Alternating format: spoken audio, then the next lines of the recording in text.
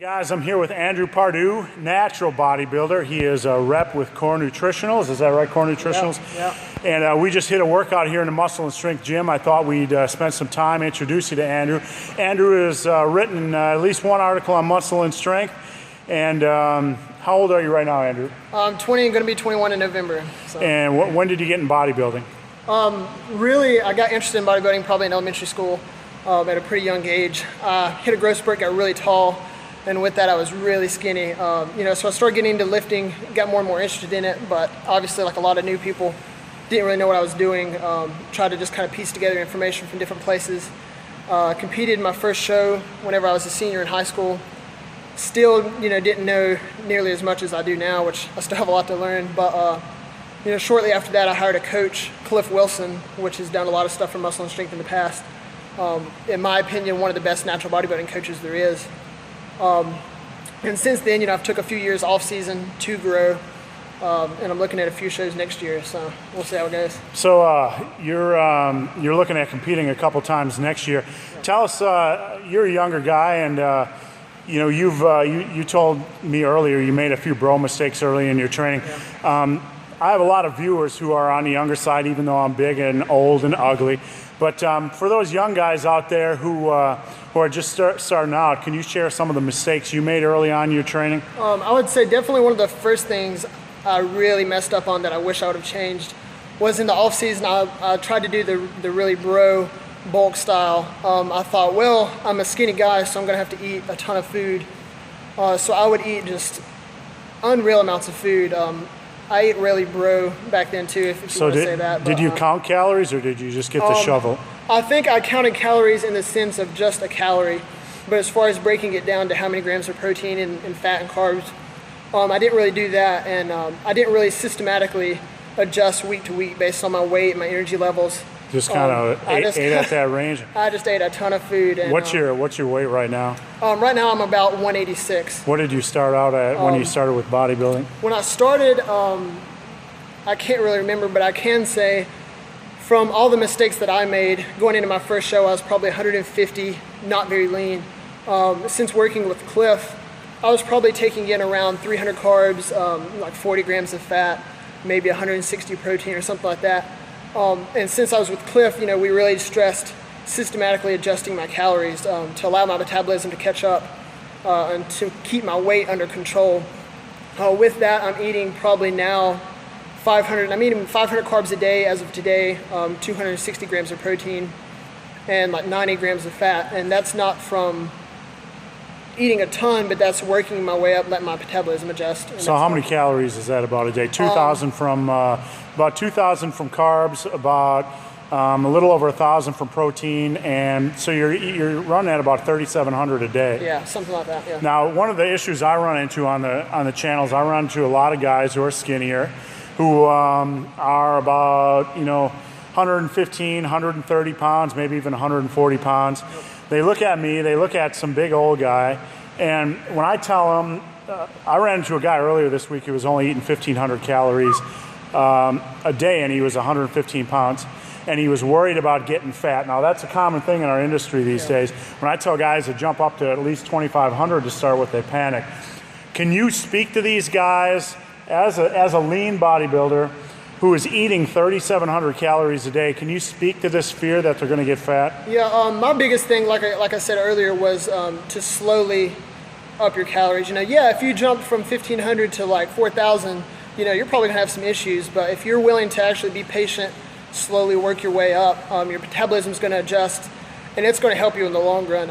You can only grow so much on 1,500 calories. You might be skinny, but especially for me as a bodybuilder, being skinny is not going to cut it. You're going to actually have to have some muscle too. So, don't be afraid to eat more, because your body's going to need a certain amount of calories, to even improve a little bit. So now let's talk about protein. We were talking about this when we were working out. We hit back and shoulders today, and we were talking a little bit earlier about minimum protein intake. There's a lot of stuff that floats around on the industry, like you only need 150 grams of protein, or maybe even need even less, 120, or whatever the numbers tossed around it. You're well over 200.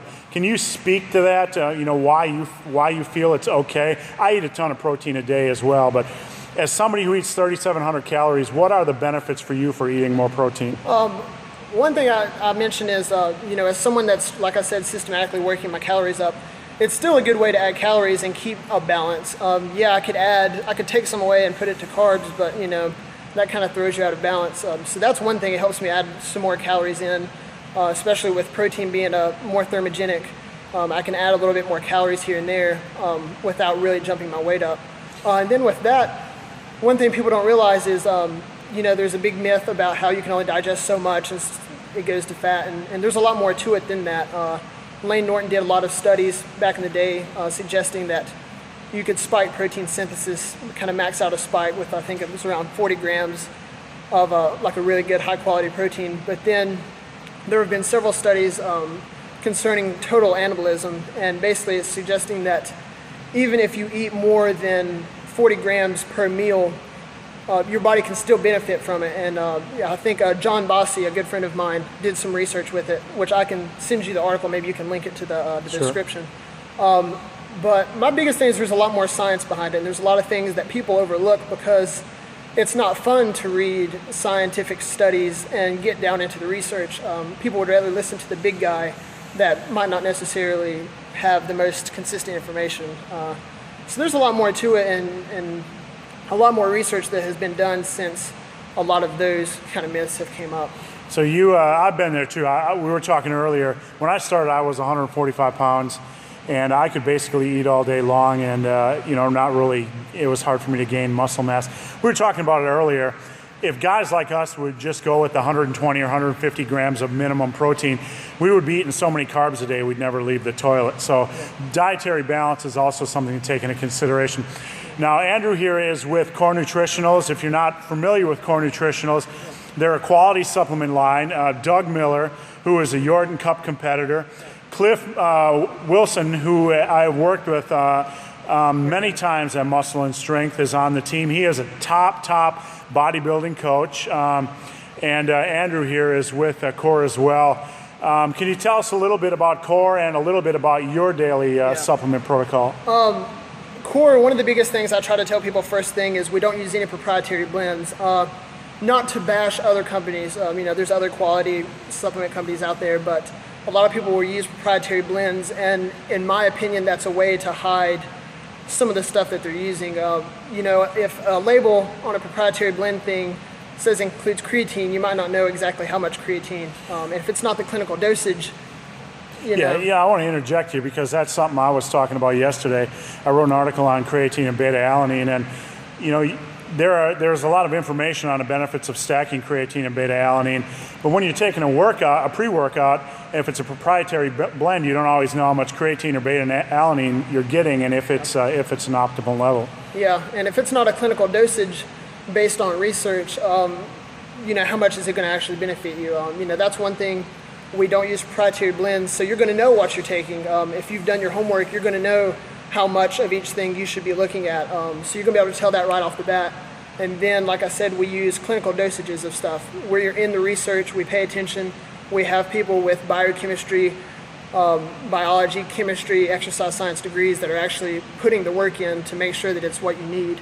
And that's really big. If you're going to pay that much money per month or however, you want to take something that's actually going to benefit you, not, snake oil. So I've seen a pre-workout that Core has. What other products you guys have in the line? One thing that I use all the time, especially with my schedule, is the Core MRP. It's our meal replacement. The biggest thing with that, with a lot of weight gainers and meal replacements, you'll see, if you look on the back of the label, you'll see like a maltodextrin kind of carb source, which is they'll call it a complex carb, but that's kind of a misnomer based on like the isomer and the chemical structure of it. We use oat and barley flour as our carb source. So even though you're drinking a shake, you can't get a hold of a meal, you're between classes or whatever, you're still getting high quality carb sources, vitamins, minerals, plenty of fiber. And then obviously it's our protein blend, whey, milk, and egg protein. So it's just a really good, wholesome meal replacement I use almost daily with my schedule between classes and work and everything else. All right, so the guys out there are looking at you and they're going, okay, this guy eats a ton of calories a day. He looks good. Tell us just real quickly what type of split and program you use. That varies pretty often. Like I said, Cliff Wilson does my coaching. As far as I'm concerned, he's the only one that will ever do my off season or my prep. I trust him, and he's just a very intelligent guy. So we'll do a lot of different things. One thing we really try to stress is a lot of different rep ranges. Especially here in the past probably 5 years, powerlifting has got really big in natural bodybuilding. So you'll see a lot of guys shift so much to powerlifting that they kind of forget a lot of the bodybuilding movements and rep schemes. There's a lot of importance to doing a lot of different rep schemes. That's something I talk about quite a bit. Yeah, and people forget that there's different kinds of hypertrophy. It's not just one kind. Based on the rep schemes and how much volume and things like that, you're going to stimulate different kinds of hypertrophy. So we might switch things up. I might do a German volume training for a couple months, depending on what time of the year it is and how much time I have to recover. But then I might do a really heavy, more powerlifting focused thing. But at the end of the day, even if we switch it up, we make sure to hit different rep ranges and obviously, a lot of different angles, for bodybuilding purposes to look pretty. So guys, again, this is Andrew Pardue. He's with Core Nutritionals. You can check out Core Nutritionals here at muscleandstrength.com. I will put the link below to Core Nutritionals. Please check out their products. They're quality products. And before we get done with this video, we're going to have a bicep showdown. Bring it on, young man. Bring it on. Let's see how you stack up against this old man. It's going to embarrass me.